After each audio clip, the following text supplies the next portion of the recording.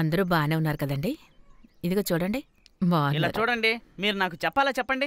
ఆ ఫోటోలో ఉన్న వాళ్ళందరూ మంచి కుర్రాళ్లే. ఇప్పుడు చూసిన కుర్రాడు బెహర్లో ఉన్నాడు. పెళ్ళైన తర్వాత అమ్మాయిని కూడా అక్కడికి తీసుకెళ్లాలనుకుంటున్నాడు. నన్ను అడిగితే విజయన్న, ఈ సంబంధం ఖచ్చితంగా మనకి సెట్ అవుతుంది. అది కాదురా, మాకు నచ్చలేదని కాదు, ఎంతైనా అమ్మాయిని అడగకుండా ఎందుకని. ఏంటి అడిగేది? నువ్వు తిను బాబు. నేను ఇలాంటి బేకరీ ఐటమ్స్ పెద్దగా తిన్ను. మీలాంటి గౌరవప్రదమైన కుటుంబంలో పుట్టిన అమ్మాయి గురించి ప్రత్యేకంగా చెప్పాలా? పెద్దవాళ్ళందరూ కలిసి నిర్ణయిస్తే అమ్మాయి తల ఉంచి తీరుతుంది. అంతే. తను కూడా మంచి మార్కులతో బిఏడి పాస్ అయింది. అందుకే అమ్మాయి ఒక మంచి పని దొరికినాకే పెళ్లి చేసుకుంటానని చెప్తుంది.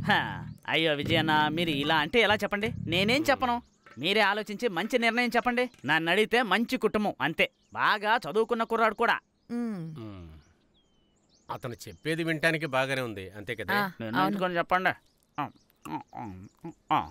ఇక్కడికి వచ్చి వచ్చి చెప్పులు అరిగిపోవడం తప్ప ఏం లాభం లేదు. ఎందుకైనా సరే అమ్మాయితో ఒకసారి మాట్లాడతాం, తర్వాత నీకు ఫోన్ చేస్తా. సరే సరే, అడిగి చెప్పండి, కానీ తొందరగా అడగండి. టైం వేస్ట్ చేయొద్దు. అబ్బాయి వచ్చే నెల సెలవులకు వస్తున్నాడు. కుదిరితే అప్పుడే పెళ్లి జరిపించేద్దాం. మీకే తెలుసు ఈ సుధాకరు పెళ్లి జరిపించడంలో దిట్ట అని, అవునా కదా? సరే, నేను బయలుదేరుతున్నాను. నా ఫోన్ చేయండి.